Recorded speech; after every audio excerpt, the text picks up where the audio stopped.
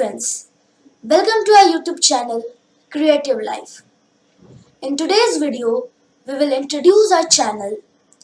As this is our first video, we will also know about Eclipse of Class 5 based on NCERT and CBSE curriculum. तो दोस्तों, हमारे channel का ये पहला video है। जैसा कि हमारा पहला वीडियो है, तो हम सबसे पहले अपने चैनल को इंट्रोड्यूस करेंगे और उसके बाद हम लोग क्लास 5 के टॉपिक एक्लिप्स को, जो कि एनसीईआरटी और सीबीएसई करिकुलम पर बेस्ड रहेगा, उसे जानेंगे। So let's begin. This channel name is Creative Life, means to explore new things more as more possible. This channel will just not contain only studies but also the videos like tour, drawing, food cooking, etc. which will help you in becoming a more innovative person. ये channel का नाम creative life है। इसमें पढ़ाई की चीजें नहीं बल्कि टूर, ड्राइंग, फूड कुकिंग आदि जैसे चीज भी डलेंगे, जो कि आपको एक बहुत ही इनोवेटिव पर्सन बनने में बहुत मददगार साबित होंगे। तो आइए अब शुरू करते हैं क्लास 5 का टॉपिक एक्लिप्स।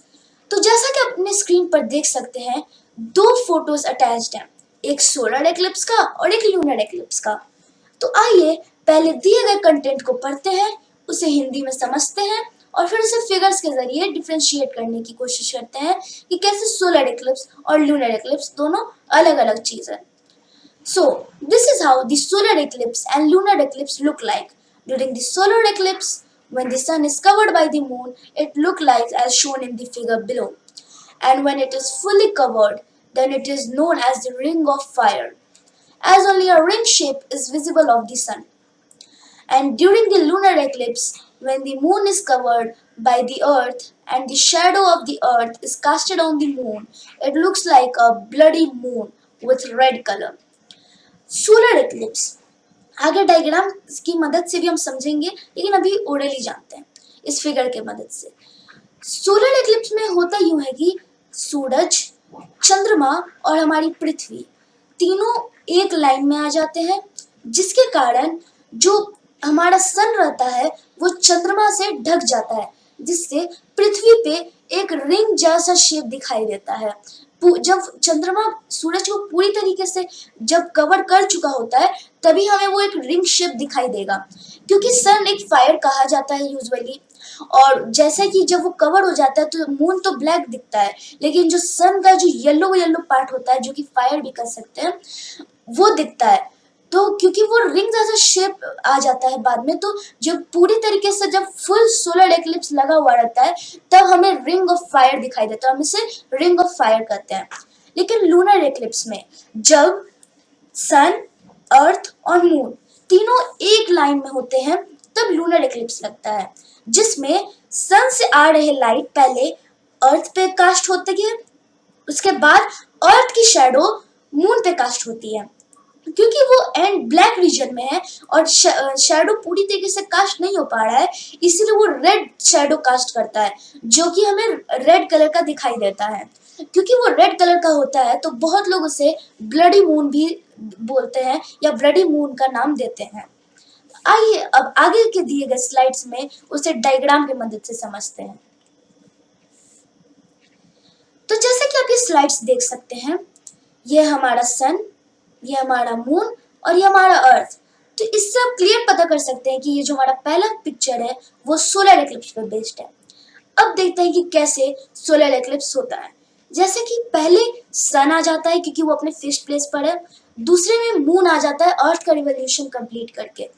आपको पहले इस वीडियो स्टार्ट करने से पहले बता दें कि जो मून रहता है वो आपको 28.5 डेज में अराउंड 28 to 29 डेज लेता है अर्थ का रिवॉल्यूशन कंप्लीट करने में।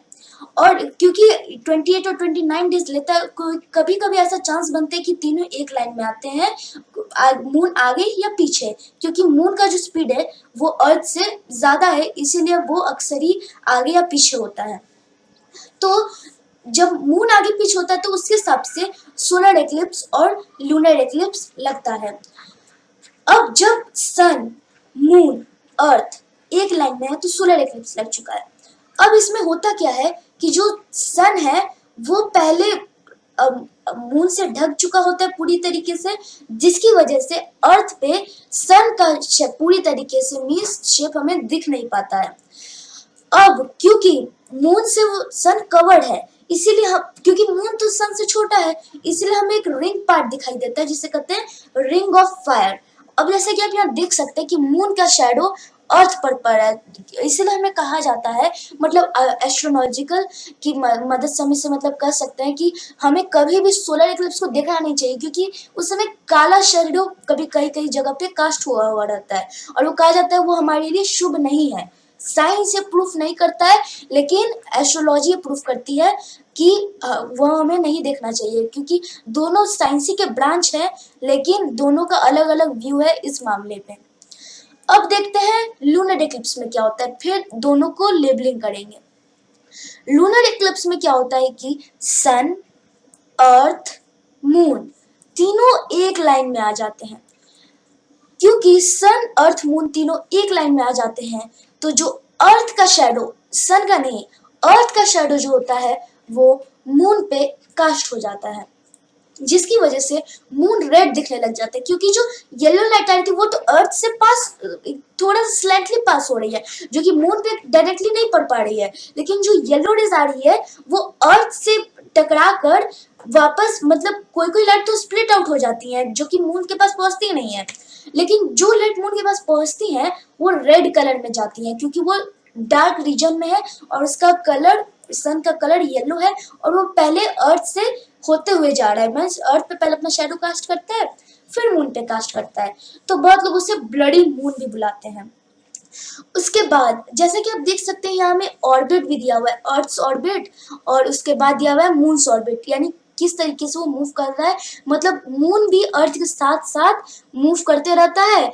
अंतर यह है कि अर्थ सन का रिवॉल्यूशन करता है लेकिन मून अर्थ का रिवॉल्यूशन करता है। एक नजरिए से देखें तो मून भी सन का रिवॉल्यूशन करता है, क्योंकि अर्थ जब चल रहा होता है तो हमारा नेचुरल सैटेलाइट मून भी चलता है। लेकिन अगर हम लोग अभी सोलर इक्लिप्स और लूनर इक्लिप्स के लिए देखें तो अर्थ, मून जो है वो अर्थ का रोटेशन करता है, मींस रोटेशन रिवॉल्यूशन दोनों करता है। अब जैसे कि हम यहाँ देख सकते हैं टोटल एक्लिप्स और पार्शियल एक्लिप्स। टोटल एक्लिप्स में हमें ये, जैसा कि आप देख सकते हैं यहाँ बहुत ही डार्क रीजन है, वो हमें टोटल एक्लिप्स में दिखता है जब पूरी तरीके से सन कवर हो चुका होता है सोलर एक्लिप्स में। पार्शियल एक्लिप्स में हमें थोड़ा बड़ा दिखाई देता है, क्यों? क्योंकि आधा पार्ट कवर रहता है आधा पार्ट नहीं रहता है, तो आधा पार्ट कास्ट होता है जिसकी वजह से ब्लैक जो शेडो होता है वो थोड़ा बड़ा हो जाता है।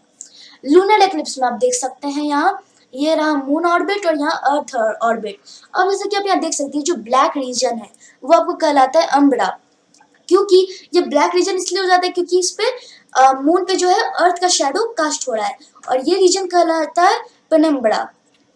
यहाँ भी आप देख सकते हैं ये पेनम्ब्रा रीजन और ये अम्ब्रा रीजन, यानी डार्कर रीजन को दो हिस्से में बांटा गया, जो ज्यादा डार्कर होता है उसे अम्ब्रा कहते हैं और जो लेस डार्कर होता है उसे पेनम्ब्रा कहते हैं। तो यहाँ तक आपको समझ में आ गया होगा। आगे आइए हम इसे डेफिनेशन के साथ समझते हैं। Solar eclipse, also known as the eclipse of the sun, it occurs when the moon comes in between the sun and the earth. As a result, the moon blocks the light of the sun from reaching the earth's surface and casts a shadow on it. This occurs in a new moon phase. We can observe up to 5 solar eclipses per year. ये data आपको, मतलब ये दिया हुआ है, exactly तो नहीं कर सकते कि 5 सोलर एक्लिप्स आएंगे, लेकिन मतलब 5 अराउंड 5 आ जाता है आपको सोलर एक्लिप्स। आप जानते हैं इसका हिंदी की सोलर एक्लिप्स क्या होता है? पहली बात, एक्लिप्स का मतलब होता है ग्रहण, सोलर का मतलब सूरज, यानी सूर्य ग्रहण इस सोलर एक्लिप्स का मतलब हुआ। सोलर एक्लिप्स और भी हम उसे डिफाइन कर सकते हैं कि सूर्य पे लगने वाला ग्रहण सोलर एक्लिप्स कहलाता है। It occurs because moon comes in the between of sun. ये तब होता है जब मून जो है वो सन और अर्थ के बीच में आ जाता है, जैसे कि हमने आपको पहले स्लाइड्स में बताया था। The moon blocks the light of the sun from reaching the earth surface.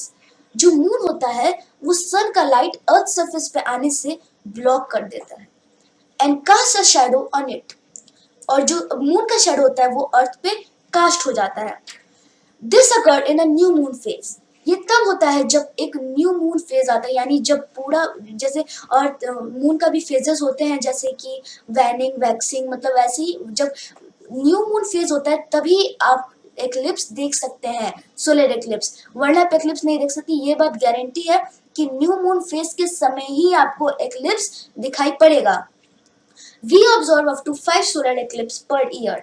ये एग्जैक्टली डेटा भी हम नहीं कर सकते हैं क्योंकि कभी कभी ऐसा हुआ है कि 4, 3 या 6 एक्लिप्सेस भी आपको दिखे हैं, लेकिन around 5 to 4, 5, 6 eclipse you get per year. मतलब एक साल में आपको 4, 5, 6 या ऐसे कुछ एक्लिप्स मिल ही जाएंगे, लेकिन मतलब अराउंड डाटा आप 5 ही लेके चल सकते हैं, अराउंडेड डाटा. अब चलते हैं लूनर एक्लिप्स पर. एक्लिप्स मतलब ग्रहण, लूनर मतलब चंद्र ग्रहण, यानी चंद्र ग्रहण. लूनर मतलब चंद्रमा, एक्लिप्स मतलब ग्रहण, चंद्र ग्रहण. Also known as eclipse of the moon. इसे चंद्रमा का चंद्र ग्रहण भी कह सकते हैं, मतलब जो चंद्रमा पे लगने वाला ग्रहण यानी चंद्र ग्रहण. It occurs when the earth comes in between the sun and the moon. जब सन और मून के बीच में अर्थ आ जाता है तब यह चंद्र ग्रहण लगता है. As a result, the earth blocks the light of the sun from reaching the moon surface. जो अर्थ होता है वो सन का लाइट मून सरफेस पे पहुंचने से पहले उसे ब्लॉक कर देता है और वो अपना शैडो उस पे कास्ट कर देता है. नॉर्मली हम लोग साल में 4 एक्लिप्स देख सकते हैं. ये भी राउंडेड डेटा है. और ये रहा हमारे अगले स्लाइड में एक डायग्राम जिससे आप और क्लियरली समझ सकते हैं एक इजी डायग्राम से.